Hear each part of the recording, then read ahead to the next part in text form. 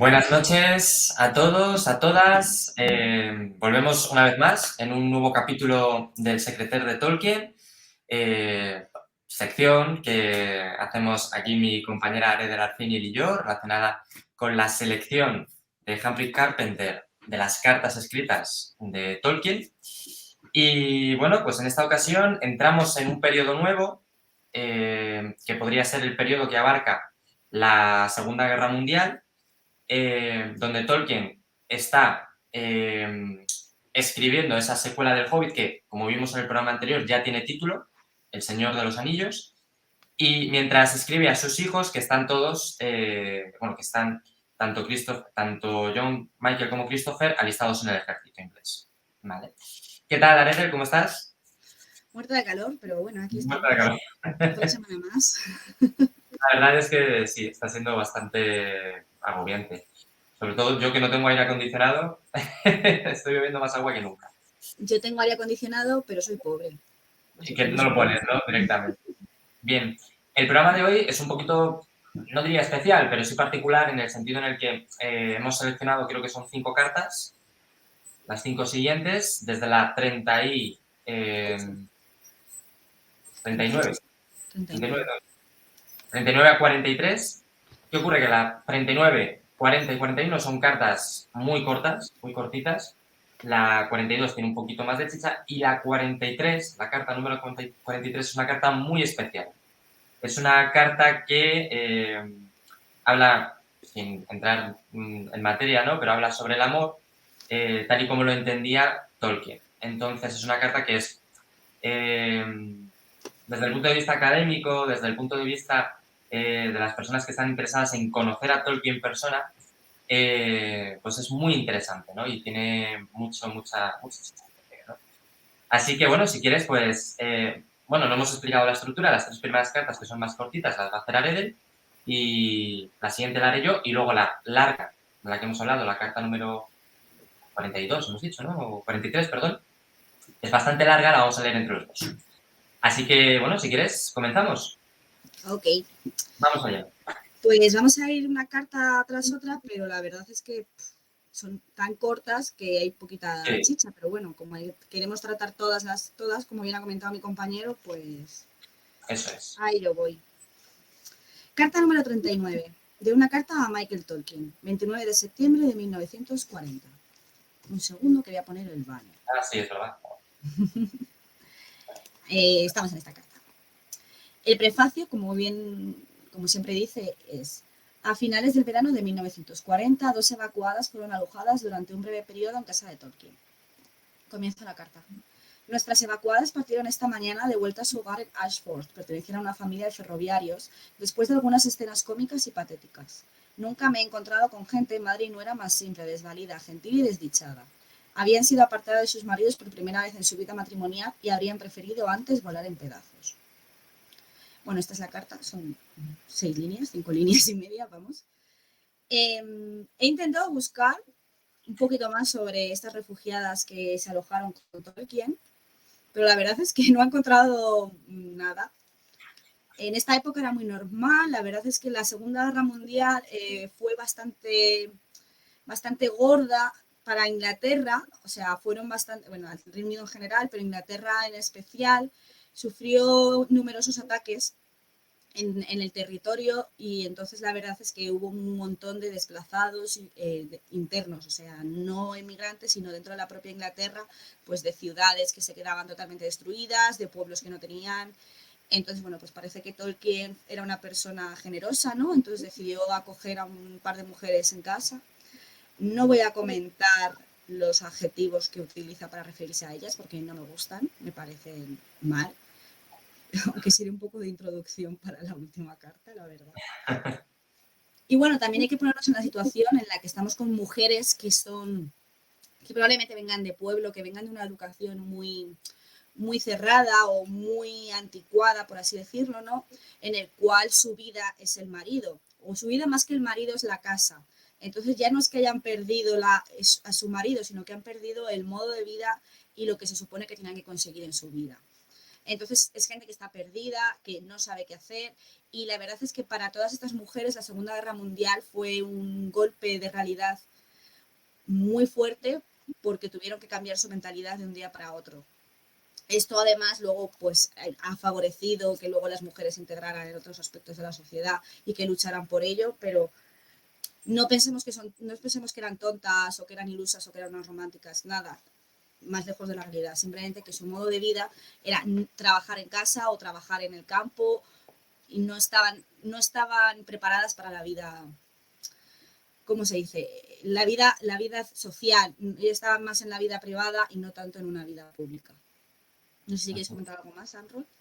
Bueno, yo realmente creo que los adjetivos que usa, salvo el de simple, que sí que puede ser un poco peyorativo, se refieren sobre todo a que los encuentra miserables, ¿no? Del sufrimiento que han podido tener, ¿no? Porque sí que dice que son gentiles y desdichados. Al final, pues efectivamente han sido separados a la fuerza de sus maridos y dice básicamente que querrían morir antes que separarse. Bueno, no lo hemos comentado porque en esta carta no viene la dirección, pero Tolkien está en Oxford. Entiendo que, claro, ya se trasladan a Oxford y buscando así un poco en internet, tú quizás sepas algo más, encontré una cosa que no está del todo, digamos, certificada, y es que el Blitz, que eran esos ataques relámpago que hacían los bombarderos alemanes sobre suelo inglés, se hicieron sobre varias zonas estratégicas, pero no en Oxford. Entonces, buscando la razón de por qué Oxford no fue bombardeado o no fue bombardeado tan intensamente, he encontrado que Hitler tenía pretensiones de que Oxford fuera la capital del Reino Unido alemán. Eso por un lado. Por otro lado, he encontrado que Churchill tenía un acuerdo con Hitler para no bombardear Oxford porque ahí tenía su segunda residencia. Bueno, ninguna de estas historias, ¿no? Pues no se saben con certeza, ¿no? Pero me ha llamado la atención porque sí es cierto que Oxford no fue bombardeado con la misma frecuencia y por eso mucha gente es bueno, pues apartada de sus casas y se manda a Oxford, a estas residencias, ¿no? Pues para evitar la muerte. Entonces, sencillamente eso, tampoco tiene mucho más. Sí, igual. No tengo ni idea de eso que has dicho porque yo, como bien sabéis, yo soy medievalista. No sé de estas cosas. Está a un clic de internet. O sea, yo lo he buscado en internet, me ha parecido curioso, puedes seguir indagando, pero no deja de ser también historias muy conspiracionistas, ¿no? De lo que podría haber sido. Esas, en ciencia ficción se llaman ucronías, ¿no? Cuando se modifica la historia y surge una nueva línea temporal en donde los acontecimientos son distintos. Bien, pues, sin más Si dilación, alguien, si podemos alguien en empezar. comentarios, perdón, si alguien que nos está viendo en YouTube luego nos quiere dejar un comentario con una fuente fiable sobre algunas de las cosas que ha Eso dicho es. Amrod, por favor que lo haga, que nosotros leemos los comentarios. Yo no os contesto nunca porque soy una rancia, pero Amrod sí. Yo Pero, sí. Muy bien. bueno, veía la carta número 40, que es de un mes después, del 6 de octubre de 1940. Como veis también a Michael. El prefacio dice así. En septiembre de 1939, el segundo hijo de Tolkien, que tenía entonces casi 19 años, se ofreció como voluntario para servir en el ejército, pero se le indicó que permaneciera un año en la universidad y se alistara luego. Ingresó en el Trinity College de Oxford, abandonándolo después al verano siguiente para servir como artillero antiaéreo. Aquí va la carta. Lamento mucho, por cierto, mi muchacho, que tu carrera universitaria haya sido cortada en dos. Habría sido mejor si hubieras sido el mayor que hubieras podido terminarla antes de que el ejército te cogiera. Pero aún tengo esperanzas de que puedas volver otra vez. Y sin duda alguna aprenderás mucho primero. Aunque en tiempos de paz quizá nos concentremos demasiado, no sin razón para el caso, en pensarlo todo como una preparación y entrenamiento con el fin de volvernos aptos. ¿Para qué? En cada momento lo que cuenta es lo que estamos haciendo y no lo que planeamos hacer. Pero tengo que confesar que yo mismo no encontré que esa idea me consolara demasiado de la pérdida de tiempo y el militarismo que significa el ejército. No es tanto la dureza de la vida que allí se lleva lo que importa. Fui arrebatado por ella en el momento en que estaba lleno de cosas que escribir y aprender y nunca pude recobrar el hilo. Es inevitable recordar y pensar en todas aquellas cartas que leímos al inicio del Secreter, en las que Tolkien escribía desde el campamento en el que estaba realizando las prácticas en Inglaterra, luego posteriormente las cosas que tenemos que escribió desde desde la Primera Guerra Mundial, desde el frente. Es verdad que, si os acordáis, él duró muy poco tiempo porque se puso enfermo y le devolvieron a Inglaterra. Pero sí que vemos, ¿no?, ese pesimismo de que han arrebatado la vida, te la han cortado en dos, porque él al menos sí que había avanzado un poco más en la universidad, Tolkien. En cambio, su hijo se queda totalmente a la mitad de la carrera. La vida se le para y él piensa que le da mucha pena porque sabe que no la va a recuperar. O sea, sabe que el trauma va a ser tal que nunca va a volver a ser el mismo. Y efectivamente dice, no es tanto la dureza de la vida que allí se lleva lo que importa. Nunca es capaz de retomar el hilo, no pudo escribir, dejó de estudiar lenguas durante un periodo de tiempo. Yo creo que ahí simplemente está hablando de su propia experiencia, efectivamente. Sí. Eso es una carta muy emocional. Él está plasmando lo que sintió en su momento, pero no como cuando veíamos las primeras cartas, sino tras un periodo de reflexión, ¿no? Él echa la mirada atrás después de ya varios años y entiende mucho mejor cómo su vida fue seccionada, fue cortada, y tiene que verlo de nuevo en su hijo. Es un poco duro. ¿Seguimos? La tercera carta, que es todavía más corta, es de un par de meses después, del 2 de enero de 1941, y dice así: he estado poniéndome al día con la correspondencia atrasada y he llegado al punto en que puedo otra vez reiniciar mi historia, pero tan pronto como me ponga a trabajar realmente, los comienzos del nuevo periodo estarán arrojando su sombra por delante y tendré que pensar en conferencias y comisiones. Ya está. Bueno, aquí tenemos el problema que tiene siempre Tolkien, y es que él se quiere dedicar a escribir la historia, pero al final su vida laboral, su vida académica no se lo permite. Siempre tiene clases, siempre tiene prefacios que hacer, charlas, está metido en 1000 comisiones dentro de la Universidad de Oxford. Entonces al final al pobre le va costando encontrar los huequecitos para poder avanzar en la obra.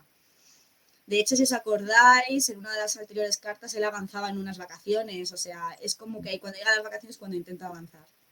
Sí, sí. Incluso contraviniendo la prescripción médica. Acuérdate que le habían dicho, por favor, tómate unas vacaciones obligadas, porque llegamos a la conclusión de que lo que tenía Tolkien era posiblemente ansiedad, tenía posiblemente depresión, y precisamente por no poder abarcar tanto, no poder hacer todo lo que él quería, ¿no?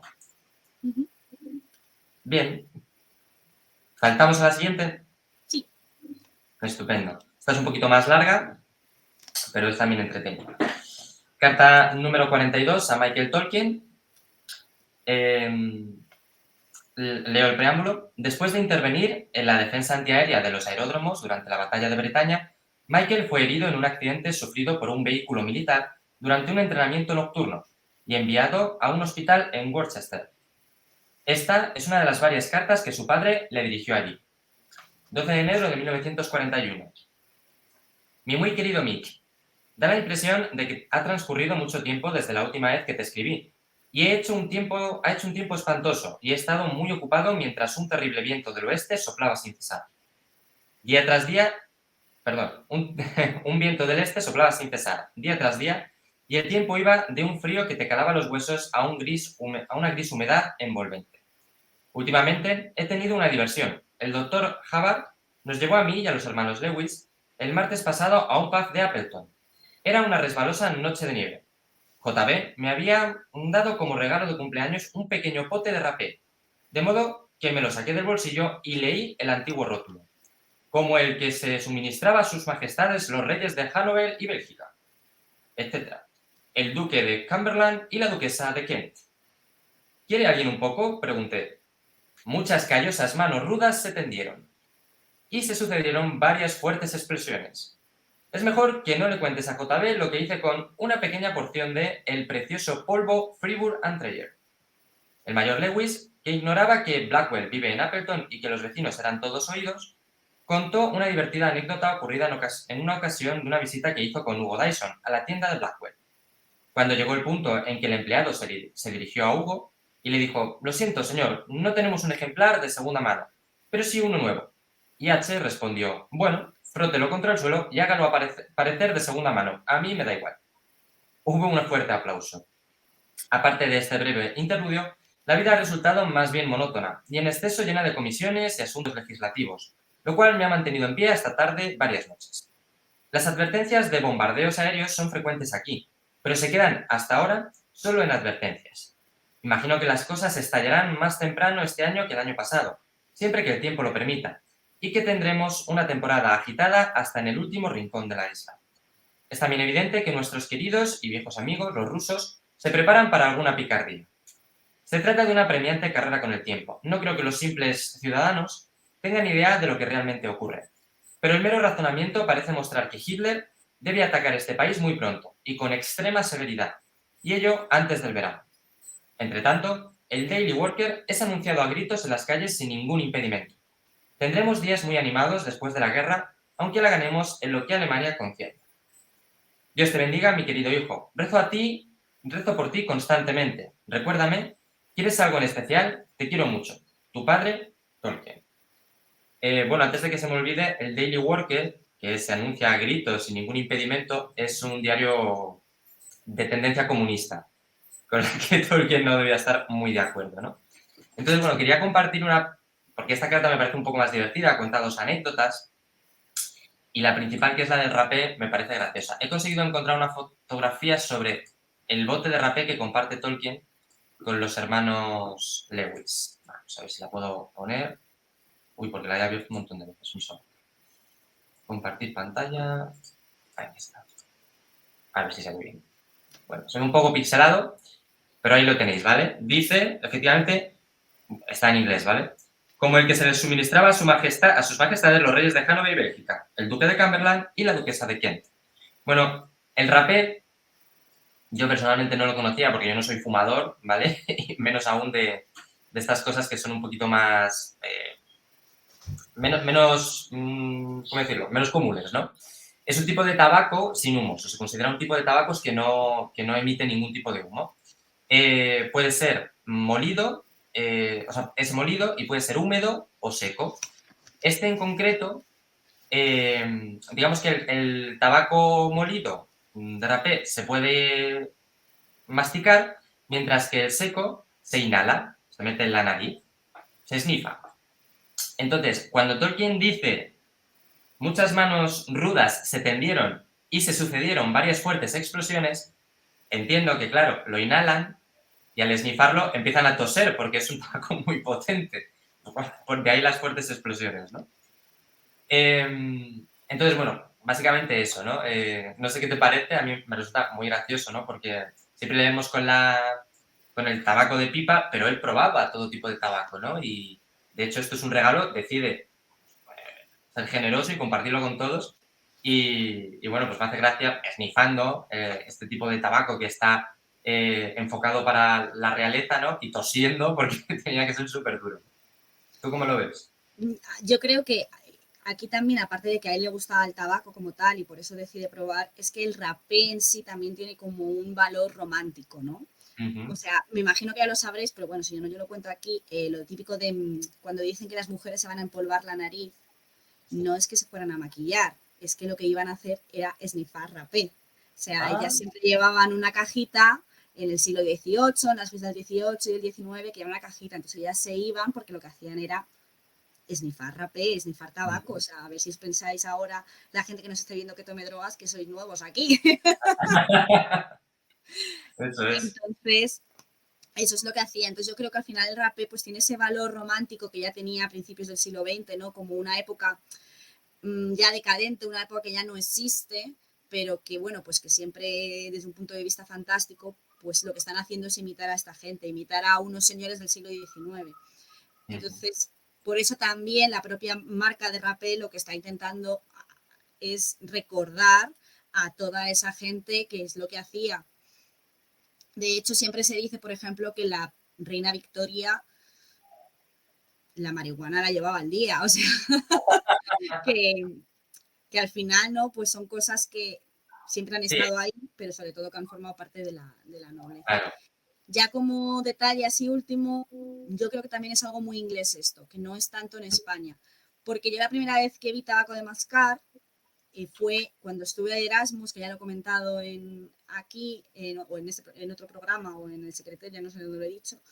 Yo estuve de Erasmus un año en Edimburgo y conocí a un chico, un amigo, que quería ser como un señor de principios del siglo XX, por cómo vestía, por lo que le gustaba, por cómo hablaba y todo.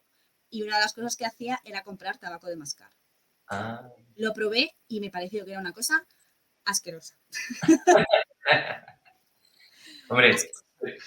entonces además no se tenían o no se sabían los, digamos, los síntomas más perjudiciales que pueda tener pues, el tabaco, ¿no? Ya Y se de hecho, empezaban un poco a saber, ¿eh? O sea, ya empezaron a después saber a un poco, partir del sí. De hecho, 50 ya... claro, él insinúa que espera que no lo sepa el médico o que no se entere el médico, ¿no? Porque sí que efectivamente ya se empezaban a conocer algunos síntomas, aunque no muchos. Y claro, se ha ido perdiendo porque, bueno, yo he leído que podían producir cáncer de garganta, cáncer en la lengua, etcétera. Son, al final yo lo imagino como pues, meterse 20 cigarrillos a la vez. Debe ser muy, muy, muy intenso, ¿no? Yo Pero creo bueno, que no tanto, pero es intenso. O sea, es sí. asqueroso. Pero es que a mí en sí el tabaco me parece asqueroso. O sea, que tampoco a lo mejor soy yo aquí la persona más guay para hablar de esto. De todas maneras, si alguien tiene como hábito consumir rapé, ya sea seco, húmedo, masticado o esnifado, que nos lo ponga en los comentarios, que estaremos encantados de leerlo, porque, vamos, somos absolutamente ignorantes, simplemente nos llama la atención. Bien, pues si quieres, vamos a la carta, bueno, la carta grandota, la carta que quizás es la más relevante de todas, una de las más importantes dentro de este epistolario. Yo quería Eh, comentar una cosa antes de que cambiemos de tema. sí, Eh, nada, no quiero estupendo. comentar nada. Me he equivocado. No volverá a ocurrir. Vale, pues como la carta es algo larga, hablamos de en torno a 8 páginas aproximadamente en esta edición, que es la que tenemos Aredel y yo, de Planeta de Agostini, Minotauro Planeta de Agostini. Vamos a leer mitad y mitad, voy a leer yo la primera parte, las 4 primeras páginas, y Aredel lee las 4 siguientes. Esperamos a finalizar para hacer un poco todos los comentarios y ya explayarnos lo suficiente, ¿no? Porque bueno, es una carta que efectivamente es una carta muy personal, de las más personales que tiene Tolkien, que quizá no se refleja tanto lo que dice en su obra, pero que sí sentía. Entonces hay que estudiarla, hay que analizarla, y bueno, pues venimos aquí a dar nuestra opinión, ¿no? Por eso es Twitch. Así que, a ello, ¿te parece? Sí, vale. Vamos allá. Hoy tengo que raspear porque... Bien, de una carta a Michael Tolkien, entre el 6 y el 8 de marzo de 1941. Sobre el tema del matrimonio y las relaciones entre los sexos. El trato de un hombre con las mujeres puede ser puramente físico.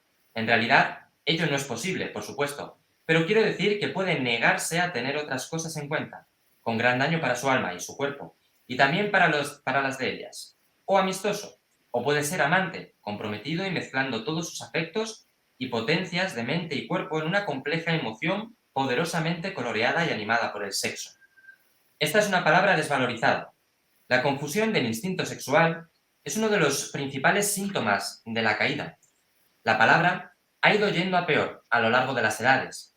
Las variadas formas sociales se mudan y cada nuevo modelo tiene sus peligros especiales. Pero el duro espíritu de la concupiscencia ha recorrido todas las calles y ha estado agazapado, socarrón, en cada casa desde la caída de Adán. Dejaremos a un lado los resultados inmorales. No tienen deseos de ser arrastrados a ellos, no tienen vocación por la renunciación.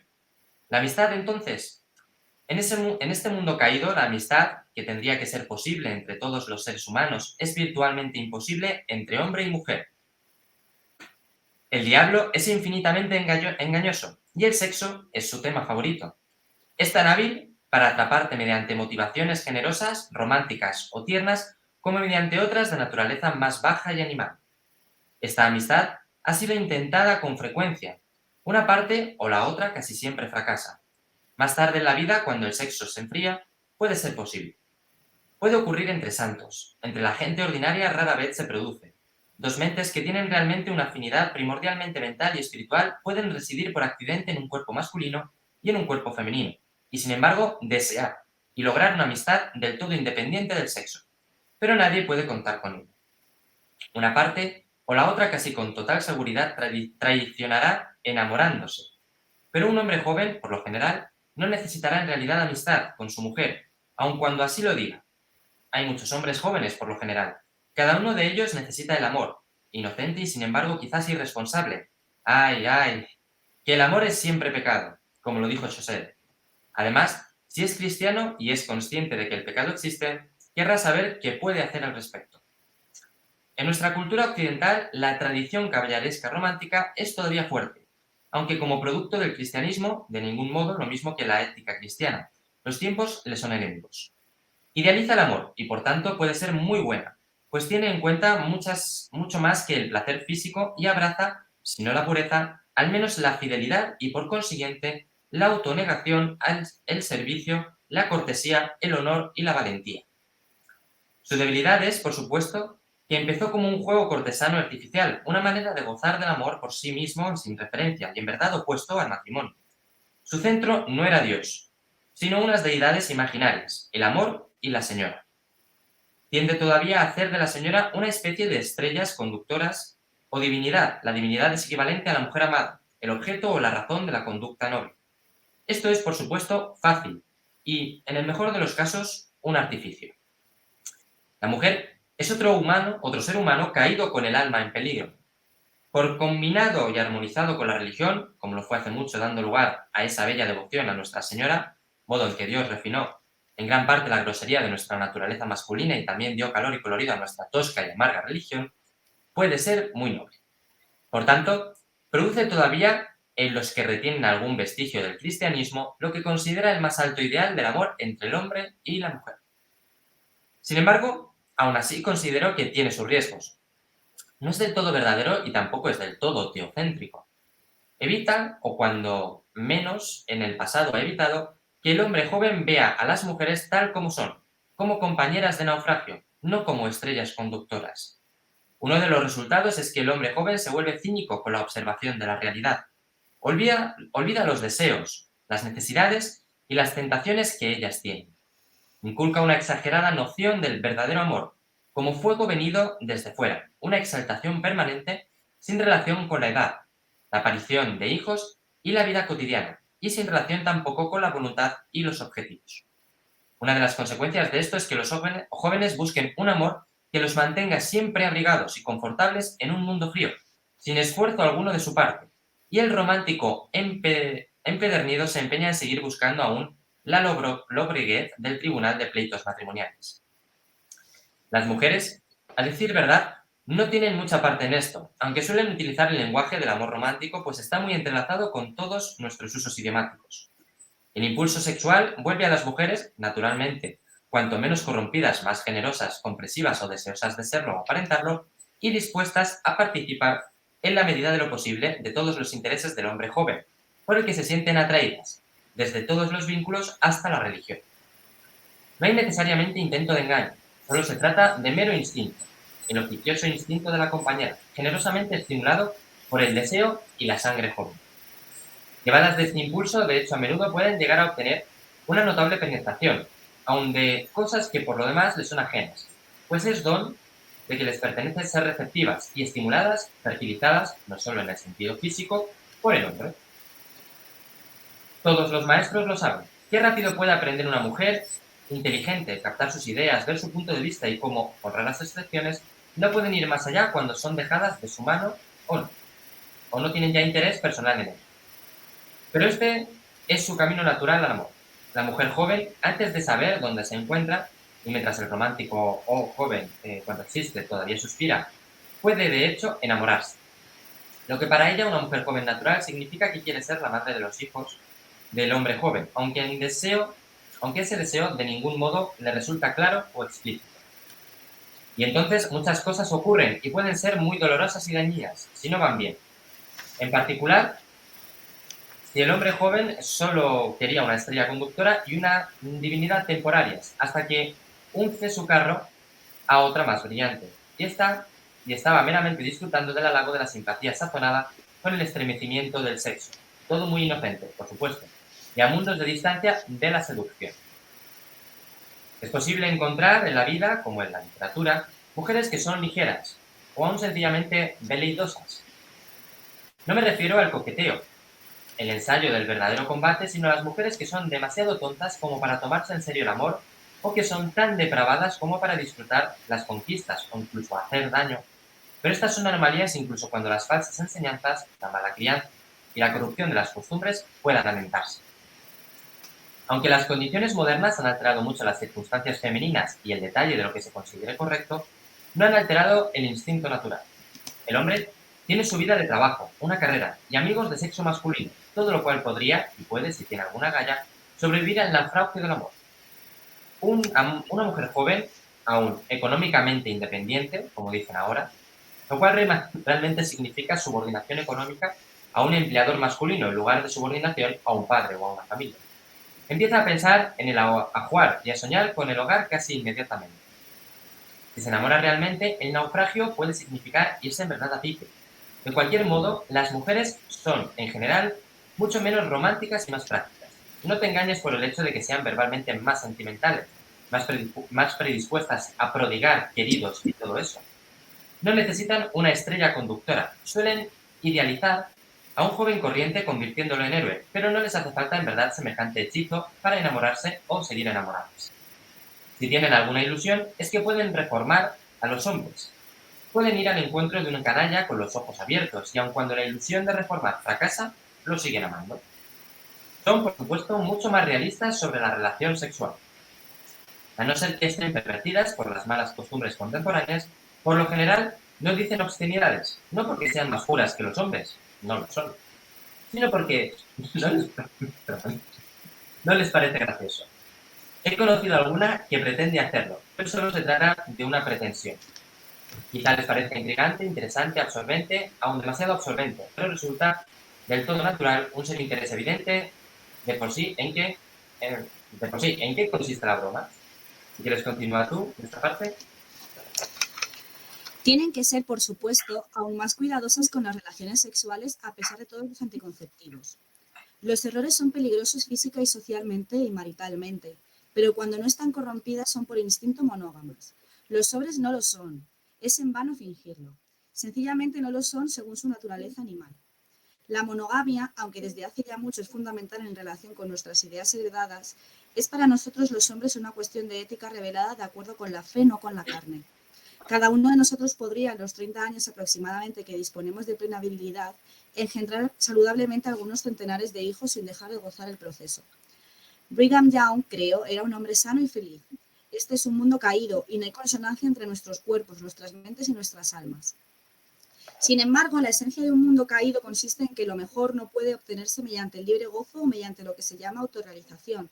Por lo general, un bonito nombre con que se designa la autocomplacencia, por completo enemiga de la realización de otros autos, sino mediante la negación y sufrimiento. La fidelidad en el matrimonio cristiano implica una gran mortificación. Para el hombre cristiano no hay escape. El matrimonio puede contribuir a santificar y dirigir los derechos sexuales a su objetivo adecuado. Su gracia puede ayudarlo en la lucha, pero la lucha persiste. No lo satisfará, del mismo modo que el hambre puede mantenerse alejada mediante comidas regulares. Ofrecerá tantas dificultades para la pureza propia de ese estado como procura alivios. No hay hombre, por fielmente que haya amado a su prometida y novia cuando joven, que le haya sido fiel y ha convertido a su esposa en cuerpo y alma, sin un ejercicio deliberadamente consciente de la voluntad, sin autonegación. A muy pocos se les advierte eso, aun a los que han sido criados en la iglesia. Los que están fuera de ella rara vez parecen haberlo escuchado. Cuando el hechizo desaparece o solo se vuelve algo ligero, piensan que han cometido un error y que no han encontrado todavía la verdadera compañera del alma. Con demasiada frecuencia, la verdadera compañera del alma es la primera mujer sexualmente atractiva que se presenta, alguien con que podrían casarse muy provechosamente con que solo, de ahí el divorcio que procura ese con que solo. Y por supuesto, por lo general tienen razón, han cometido un error. Solo un hombre muy sabio al final de su vida podría decidir atinadamente con quién podría haberse casado con más provecho entre el total de oportunidades posibles. Casi todos los matrimonios, aun los felices, son errores, en el sentido de que casi con toda certeza, en un mundo más perfecto e incluso con un poco más de cuidado en ese tan imperfecto, ambos cónyuges podrían haber encontrado compañeros más adecuados. Pero el verdadero compañero del alma es aquel con el que se está casado de hecho. Es muy poco lo que escoge uno mismo. La vida y las circunstancias lo hacen casi todo, aunque si hay un Dios, estas deben ser de sus instrumentos o sus apariciones. Es evidente que, de hecho, los matrimonios felices son más corrientes cuando la elección de los jóvenes está aún más limitada por la autoridad parental o familiar, con tal de que exista una ética social que determine la responsabilidad y la fidelidad conyugales.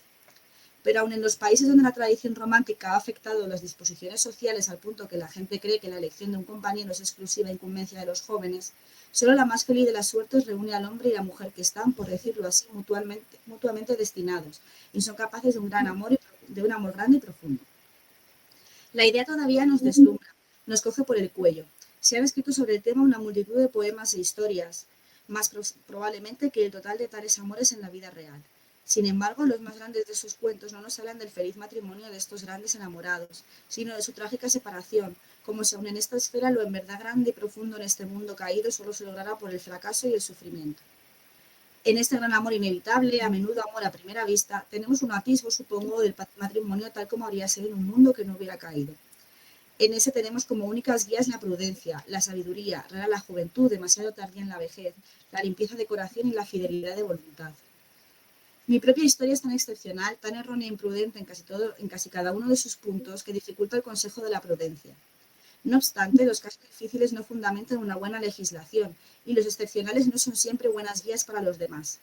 Por lo que pueda valer, he aquí algo de mi autobiografía, en esta ocasión sobre todo concentrada en los puntos de la edad y las finanzas. Me enamoré de tu madre aproximadamente a los 18 años. De manera del todo genuina, como ha quedado demostrado, aunque por supuesto defectos de carácter y temperamento han sido causa de que a menudo cayera por debajo del ideal con que había empezado.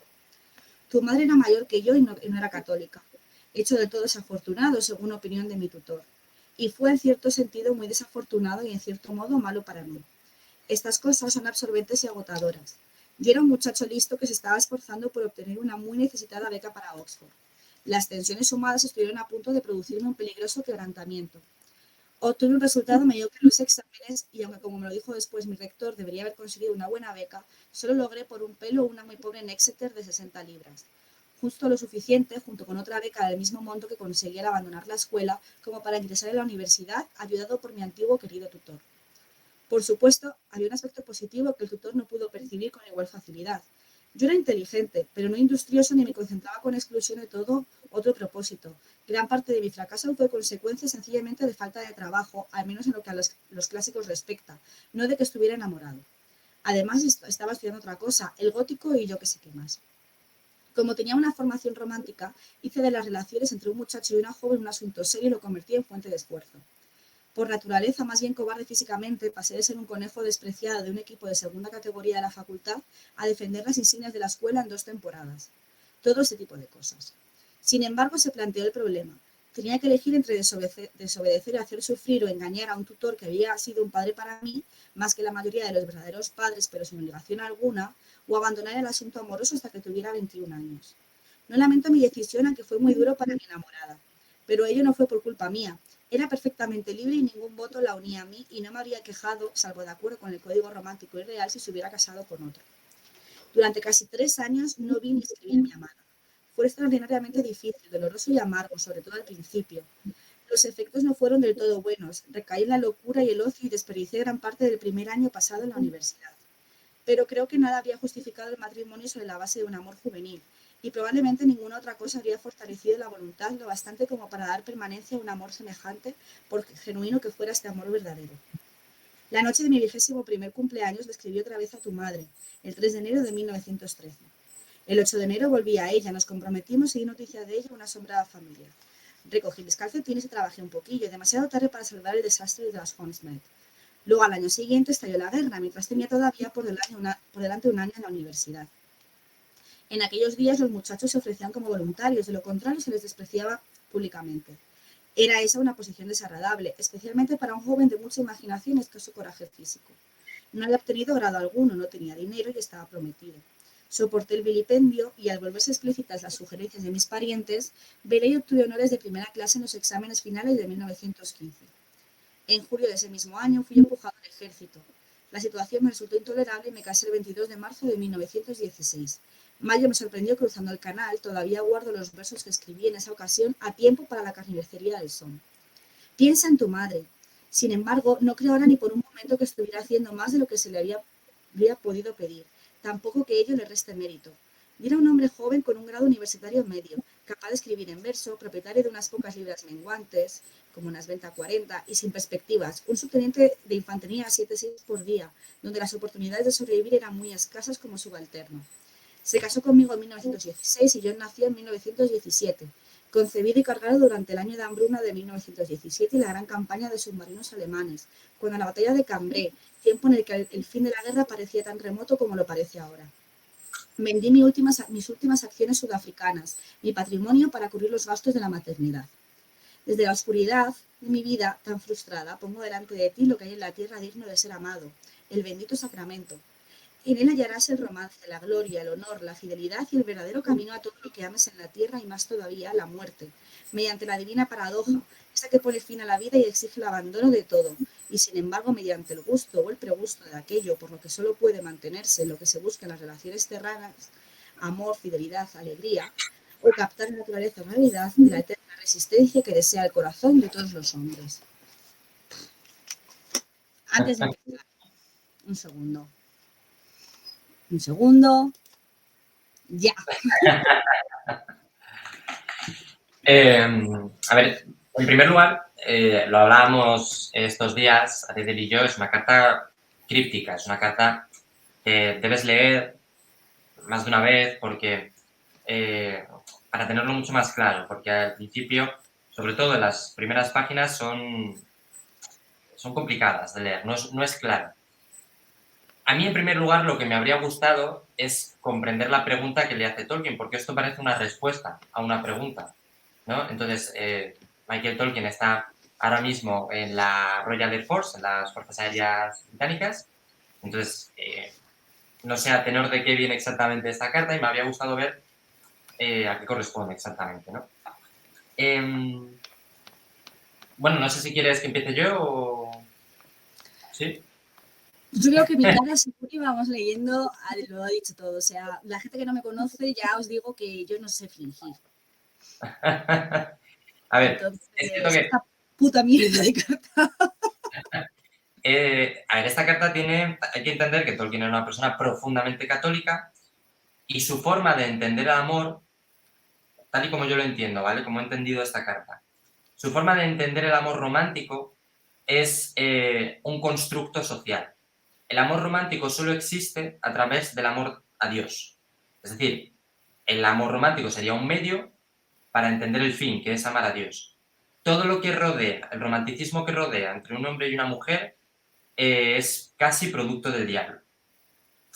Él, bueno, en primer lugar dice que la palabra sexo está desvalorizada. He hecho aquí algunas anotaciones sobre frases en concretas, ¿no? Pero que es una de las principales armas que tiene el diablo pues para atentar a las personas, ¿no? Luego, además, añade que es complicado que entre un hombre y una mujer exista amistad, pero hay que entender bien a lo que se refiere, ¿vale? Porque si ese hombre y esa mujer se sienten atraídos físicamente y tienen una conexión emocional, esa amistad rápidamente se va a transformar en amor, pero no en el amor que debe ser, que debe tener en última instancia a Dios, sino que se va a transformar en esa idea romántica que hay durante esta época, durante los años 40, en donde la mujer tiene sus pájaros metidos en la cabeza, mujer que rara vez es independiente de verdad y que muchas veces utiliza términos lingüísticos que están mal usados, según él cuenta, ¿no? Luego, además, dice que solo más tarde esa amistad se puede convertir en verdadero amor cuando el sexo se enfría. Solo entonces puede ser posible. ¿Vale? Luego también dice que no se puede lograr una amistad del todo independiente del sexo. Que también me da la sensación de que se contradicen algunas cosas, ¿vale? Se contradice porque la única persona y mujer que he conocido en su santa vida es a Edith. Entonces, una persona que solo ha conocido a una mujer en su vida no puede hablar de esto. Sí, la verdad es que es complicado, ¿no? Él mismo reconoce que es un rara avis, que su caso en concreto es un caso muy, muy, muy poco frecuente, ¿no? Entonces, pues, efectivamente, ¿no? Luego, además, dice que esta amistad que puede llegar a surgir, independiente del sexo, tarde o temprano se traicionará con el amor. Porque él considera que el amor, tal y como se entiende, lo que es enamorarse de otra persona, está mal. O sea, no es el amor como debería ser. Porque él tiene una idea, y valga la redundancia, muy romántica de lo que debería ser el amor. Que en última instancia es Dios. Decía, una parte o la otra, casi con toda seguridad, traicionará enamorándose por un hombre normalmente será de índole sexual, y en el caso de la mujer, que no siempre es igual, que no siempre es tan inocente como la pintan. Aquí reconoce que las mujeres, pues al final, también, igual que el hombre, tienen el sexo presente, y añade una frase de Chaucer, ya sabemos que es un autor que a él le fascinaba, que es: el amor siempre es pecado, ¿no? Y el amor siempre es pecado. Luego, continuando, pues lo que venía yo un poco explicando, ¿no? Dice que el centro, a ver cómo es exactamente, su debilidad es, por supuesto, un juego cortesano artificial, una manera de gozar del amor por sí mismo sin referencia al matrimonio. Su centro no era Dios, sino deidades imaginarias, el amor y la señora. O sea, es como parte de ese constructo social, ¿no?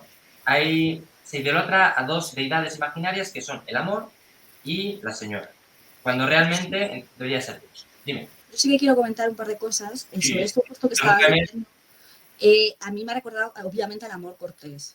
O sea, al Sí. final, él lo que está haciendo referencia es ese amor cortés del siglo XII, del siglo XIII, que vale, él está muy presente, ¿no? Entonces, para la gente que nos está escuchando y no conoce lo que es el amor Ujú. cortés es como una construcción social que existía en el periodo pleno medieval, está más bien idealizada, de hecho, aparece en la corte inglesa, en la corte francesa, se escribió mucho sobre ellos, especialmente Andrés el Capellán, que es el que dio nombre a ello, ya que se suponía que una dama de la corte, muchas veces casada, eh, era idolatrada por caballeros de menor rango social y además más jóvenes que ella. Y entonces normalmente pues le hacían poemas, le regalaban cosas y demás, y ella pasaba tiempo con ellos. Ujú. Entonces esto se supone que era todo como algo muy idealizado. Simplemente ella pasaba tiempo con ellos desde un punto de vista de hablar y cosas así, y ellos la adoraban, como si fuese una diosa, como bien dice él, como Dios, como una deidad imaginaria de amor, y la señora, o sea, tenemos aquí Mm. las dos cosas. Luego sí que es cierto que estaba totalmente y muy mal visto que luego la mujer al final acabara practicando relaciones sexuales con esta persona. Eso es, eso es. Qué gran apunte. Vamos a ver. Qué gran apunte, que ha estado muy bien. Y luego a mí una frase que te has saltado, que has leído tú, que Sí, está en el párrafo anterior, que me ha dolido en el alma y que lo siento mucho, pero no quiero dejar pasar. sí, sí, dime, dime. Esta perla que suelta sobre... Ay, a ver si no está aquí. Está en el otro. A Ah, ver si no, es no, que me ha llegado. está en el siguiente párrafo. Nada, nada. Sí. Claro, es que no habrá llegado. Imagino que te refieres a lo de la mujer joven, aún Ese. económicamente independiente, Está más como adelante. dicen ahora. Claro, pero él dice: pero hay que ser objetivos. Si había mujeres él dice que no hay mujeres económicamente independientes porque en segundo término o tercer término dependen de una figura masculina, que puede ser el padre o otra figura masculina. Claro, pero porque por entonces la inserción laboral de las mujeres no era, o sea, era Pero mucho es que más esto es complicada. mentira. O sea, vamos a ver. ¿Cuántas mujeres habrán quedado viudas y habrán sacado a su familia adelante? Y Es sin verdad. depender de ningún señor. ¿Cuántas gentes yo qué sé, con ir a un museo y dedicarte a ver todos los cuadros que hay, verás como todas las mujeres han sido independientes durante un montón de tiempo? Este señor no es historiador, este señor es filólogo y solamente se cree que las cosas que sucedían eran las cosas que leía en sus libros. Pues no, señor, no, está usted equivocado. Y sí, estoy muy enfadada porque De estoy hecho, hasta de repetir lo mismo. recuerda que él mismo, cuando habla en una de sus cartas de su madre, que fallece también siendo él joven, siendo él y su hermano Hilary muy jóvenes, no recuerdo el número de la carta, perdonadme, eh, habla sobre cómo su madre era una figura referente por cómo le sacó adelante ella sola. Y ahora, en cambio, pues bueno, está contradiciendo un poco lo que Pero bueno, Tolkien es muy dado a contradecirse, no solo en su obra, sino también en su vida personal, como cualquiera. O sea, al final es muy, muy fácil decir, yo personalmente digo una cosa y mañana digo otra. O sea, pero bueno, es verdad que esto, efectivamente, yo no lo comparto, para nada, ¿vale? Sí que me resulta curioso que dice que de cualquier modo las mujeres son, en general, mucho menos románticas y más prácticas que los hombres. Eso sí lo comparto, eso estoy de acuerdo. Aunque bueno, depende, ¿no? Y dice, no te engañes por el hecho de que se vean verbalmente más sentimentales, más predispuestas a prodigar queridos y todo eso. No necesitan una estrella conductora. O sea, es que esto, a su vez, también contradice un poco lo anterior, ¿no? Te está definiendo a la mujer como una persona más independiente que el hombre. Ellas no necesitan guiarse por nadie, ¿no? Pero bueno, en definitiva es un poco todo eso, ¿no? De alguna manera, él entiende el amor como un conjunto en donde el individuo desaparece, la negación del mismo, ¿vale? El individuo desaparece y el amor se extiende pues, a la otra persona por completo y en última instancia a Dios. Digamos que la noción de que el amor es como puro sentimiento, ¿no? Solo, digamos que eso, en última instancia siempre está Dios, ¿no? Si alguien te excita, si tienes sentimientos fuertes hacia otra persona, deseos sexuales, estás enamorándote según la definición actual, bueno, de aquella época, pero no la idea de amor como debe ser, ¿no? Y eso que Tolkien estuvo, joder, creo que 55 años casado, o sea, que su relación con su mujer es precisamente idílica, ¿no? Él mismo, a las siguientes 3 páginas, comenta lo difícil que es su caso, pero existente, ¿no? Al fin y al cabo, ¿no? Entonces, intenta como proteger a su hijo, a Michael, de algo que él mismo sí que ha conseguido, ¿no? ¿No cómo lo es? Yo creo que él sabe que no es idílico porque, de hecho, en la primera parte de la carta hay un punto en el que dice que ellos discuten, que estuvieron a punto de no ser pareja porque tenían problemas y demás. Entonces, a mí lo que me recuerda es esta idea tan presente de que las parejas tienen que pasar carros y carretas, que hay que aguantar todo porque Sí, es el amor y aunque tú estés sufriendo es tu pareja. Esa idea que por suerte, no digo que en este caso tuviera que ser así, pero esa idea que por suerte con los años se ha ido dejando atrás, tanto para hombres como para mujeres, que no hay que estar siempre para tu pareja en caso de que te haga mucho daño. O sea, no estoy diciendo que si una persona está enferma la dejes tirada, pero si una persona te trata mal o simplemente el amor no funciona, no tiene por qué tratarte mal, simplemente no sois compatibles o lo que sea, esa idea que él tiene de no, el divorcio, de hecho, él hace hincapié en que el divorcio está mal. sí, Es verdad que para nuestra mentalidad castellana o española de principios del siglo XX, como nosotros somos un país católico, el divorcio es algo muy tardío. O sea, es algo que existe, pero no está tan arraigado en la sociedad como podría ser una sociedad inglesa, que recordemos que el anglicanismo sí que permite el divorcio. eso es.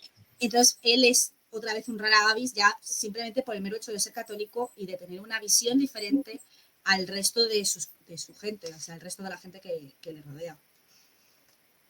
Sí, de hecho, en la parte que tú has leído, él cuenta que una de las barreras más importantes que tuvo que superar, que para él personalmente era una barrera, es que Edith fuera de otra religión, perteneciera a otro credo. Ya no solo por tener que decepcionar al padre Francis Morgan, a su tutor, que a él le dolía en el alma, sino porque él de verdad tiene unas raíces católicas muy fuertes.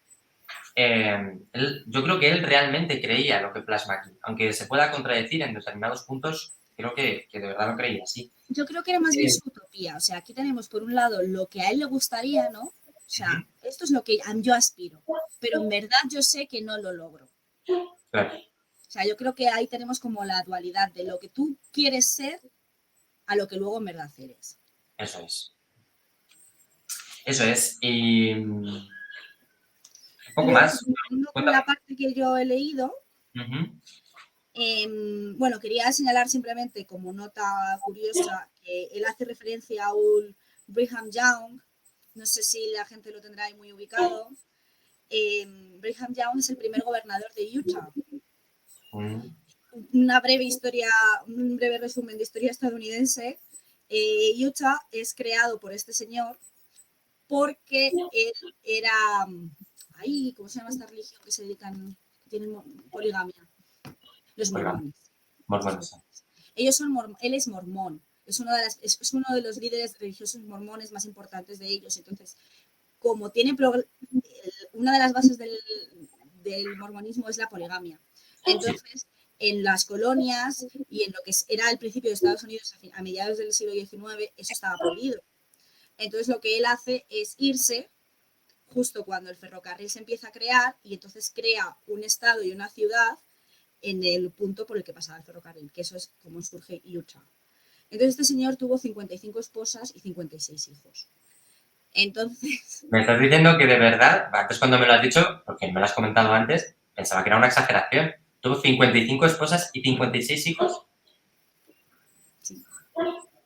Bien, o sea, vale. la historia de este señor es para que os la leáis. O sea, en verdad, toda la historia de la forma... Bueno, es que me voy a ir del tema, pero solamente os hago un apunte, ¿vale? Yo hace un año me dio por empollarme mogollón la historia de Estados Unidos porque me dio una fiebre estadounidense que flipas. Y entonces me pareció muy curioso cómo la configuración estadounidense está en base a la religión. O sea, cómo las primeras colonias en verdad se dividen porque son de religiones distintas. Y cómo esto sigue surgiendo durante todo el siglo XIX, incluso parte del XX. Entonces, echarle un ojo porque la religión estadounidense y cómo configura todos los estados o parte de los estados actuales es muy interesante. Y no te estaba mintiendo. 55 esposas, 56 hijos, que tengamos constancia. Que este señor se dedicaba a tener 1000 esposas. Y bueno, por cierto, que en Utah siguen estando los mormones y siguen uno de los pocos estados donde, creo que el único donde se permite la poligamia. Sí, porque aquí en una de las frases quizá más... Yo de hecho tenía un post-it de la primera vez que leí las cartas que dice, hombres, la monogamia en los hombres. Porque dice textualmente... Que está impuesta, ¿no? Sí. Pero cuando no están corrompidas son por instinto monógamas. Los hombres no lo son. Es en vano fingirlo. Sencillamente no lo son, según su naturaleza animal. Otra como... mierda de frase. O sea, sí. yo de verdad...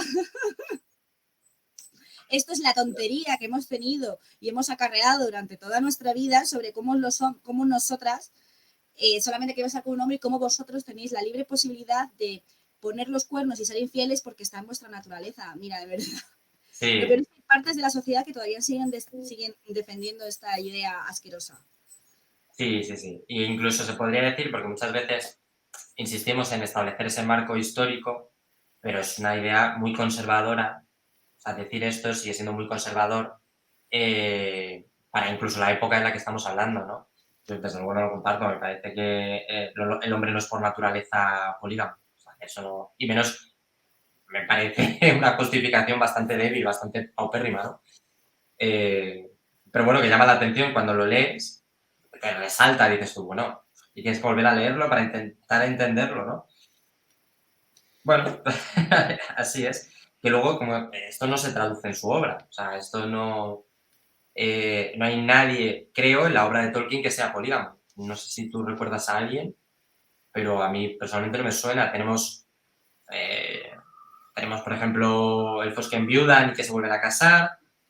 Tenemos casos quizá pues, más controvertidos, como pueda ser el de Eol y Aredel, en donde Eol de alguna manera hechiza para que Aredel no encuentre la salida del bosque y entonces, pues... O la propia Lucien, que es raptada por gente.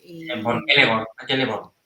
No, Celeborn, el hijo de Feanor, es raptada porque tiene pretensiones, porque entonces, y con la intención de solicitar al rey Thingol el casamiento. O sea, pero no hay tanta poligamia. O sea, no se me ocurre ningún caso de poligamia, ni dentro de legendario ni... gente mala, como queriendo decir, los malos hacen esto, no. Claro, eso es. Entonces, que aunque es algo que él pueda opinar, también creo que, como no tenemos la carta de Michael Tolkien, no sabemos a qué se está refiriendo exactamente, porque a lo mejor está condicionada muchas de esas frases a esa carta. No sabemos si ha tenido un desliz Michael Tolkien, yo qué sé, no lo sabemos, ¿no?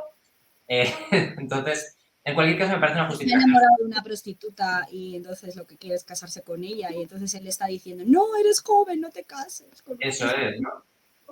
No lo sabemos con certeza. Entonces, Hay una bueno, cosa que sí que dice que a mí con lo que estoy de acuerdo es con lo de que cuando eres muy joven el amor no lo entiendes bien, ¿no? O sí, eso sí. sea, creo que eso es algo que cuando tú eres joven no lo ves, pero cuando eres mayor sí que ves que el amor tan pasional que tienes cuando eres adolescente, con 18, con 19, esas novias, esos novios que tienes ahí todo súper pasional, que luego al final se acaba rompiendo. Recuerdas con cariño, pero dices, jolín, hay que te Sí, prometías el oro y el moro, que ibas a estar juntos toda la vida, y menos mal que sobre todo en estas, yo creo que te para muchas veces más la sociedad, o sea, muchas veces como, jolín, no me voy a casar con 18 que la gente me va a mirar mal, y menos sí, mal, porque luego lo piensas y dices, madre mía, pero sí que me parece curioso que ahí creo que ahí sí que estoy de acuerdo con él. O sea, creo que esperar esos 3 años que esperó, aunque fuese por otras razones, pero esos 3 años que esperó a Edith le vinieron bien. O sea, porque al final fue como, él dice que es muy normal que un hombre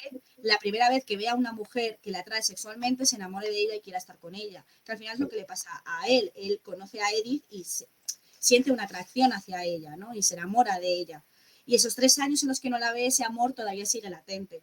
eso es. Entonces creo que eso sí que le vino bien y le demostró que lo que él quería de verdad era casarse con ella, no que era un amor pasajero de estos que él está comentando, un enamoramiento al uso, como me Totalmente. refiero al uso para él.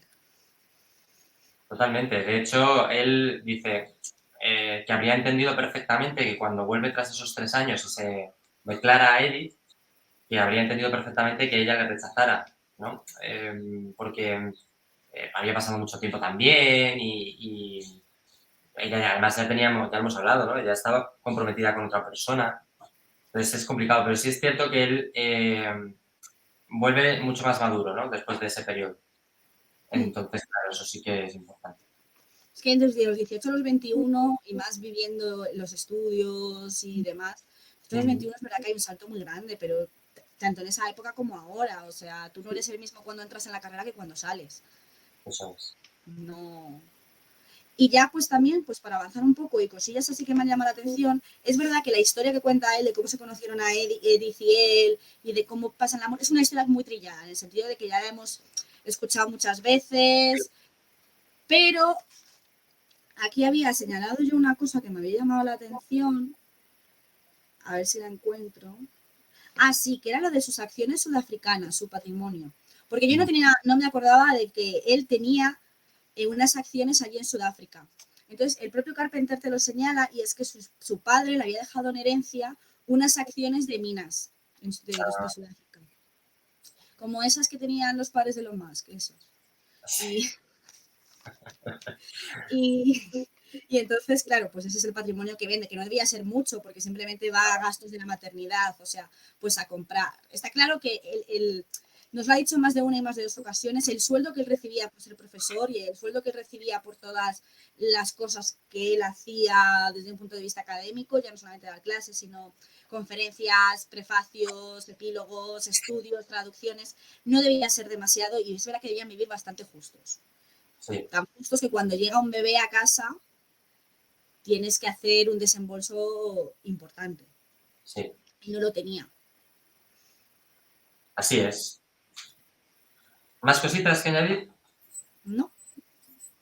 Bueno, es una carta que, ya digo, es muy críptica. Yo para finalizar me gustaría decir que es muy críptica y que cualquiera se sienta libre de decir, Amrod, no has entendido nada. Porque de verdad es una carta que considero que es complicada, ¿vale? Porque me parece que falta contexto. Me gustaría saber por qué Tolkien escribe esto. Porque de hecho el preámbulo, aquí Humphrey Carpenter, que es el que escribe los preámbulos, no dice nada. O sea, el preámbulo de la carta es... a ver, que la he perdido al final. Vamos a ver. Dice, sobre el tema del matrimonio y las relaciones entre los sexos. Ese es el preámbulo. Humphrey Carpenter no se moja nada. Podría haber dicho, dar más información, porque muchas veces lo hace, por qué está contestando con esta carta a Michael, ¿no? Eso nos ayudaría a entender mucho mejor. Puntualizar de nuevo la importancia que tiene el catolicismo en Tolkien, cómo está arraigado, cómo él visualiza un amor más cortesano, ¿no? Un amor más propio, más anacrónico, más propio del siglo la Edad Media, ¿no? Quizá. Y Medieval, sí, que la Edad Media es muy y, grande. y un poco como denosta el entendimiento del amor contemporáneo, ¿no? Donde se divide en pues ese sexo, que es la principal herramienta del diablo, entre, como hemos dicho, la señora y el Y el propio Dios, enamoramiento. sí, Eso las es. divinidades, sí. Entonces, es una carta complicada que yo invito a todo el mundo a leer, ¿vale? Porque es muy interesante incluso a releerla y me gustaría que todo el mundo que se anime, pues que comparta su opinión, porque creo que da lugar a muchas maneras de entenderlo. Ujú. Mm. Y poco más, yo creo que podemos finalizar aquí, si te parece. Yo creo que sí. Vale, la próxima... Eso estaba mirando justo. El próximo, que será el último antes de nuestro parón veraniego, que vamos a hacer Amrot y yo, Eso que lo es, haremos durante el mes de agosto. eso O es. sea que el último antes del parón va a ser el día 25. 25 Ah, de y junio. tenemos que hablar de esto, porque tú y yo quedamos ayer el 25.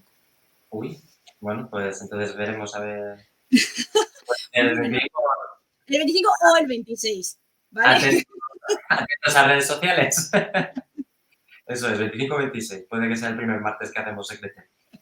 Em, y eso sí, pues, como tú bien has señalado, durante agosto vamos a parar, nos vamos de vacaciones, pero bueno, continuaremos con más cartas. Además, vamos a seguir metiéndonos en estas cartas que abarcan sobre todo el periodo de la Segunda Guerra Mundial y la continuación del Señor de los Anillos. Yo creo que son cartas muy, muy interesantes porque es la mejor Wikipedia del mundo, porque es Tolkien explicando cosas del Señor de los Anillos. Así que nada, muchas gracias a todos por vernos hoy. Espero que os haya Y, gustado. Dime. y te veo el jueves, ¿no? Ah, sí, bueno, claro. Por un momento iba a decir el jueves. Efectivamente. Si el mundo no se acaba, el jueves se emite oficialmente el nuevo tráiler de la serie Los Anillos de Poder, del Poder. Entonces vamos a hacer un Twitch especial para comentar un poco, bueno, pues nuestro parecer sobre las nuevas imágenes que aparezcan. Y ya está. Pues sí, pues allí nos vemos. Estupendo. Muchas gracias a todos por vernos. Buenas noches, Un Namarie. abrazo. Chao. Adiós.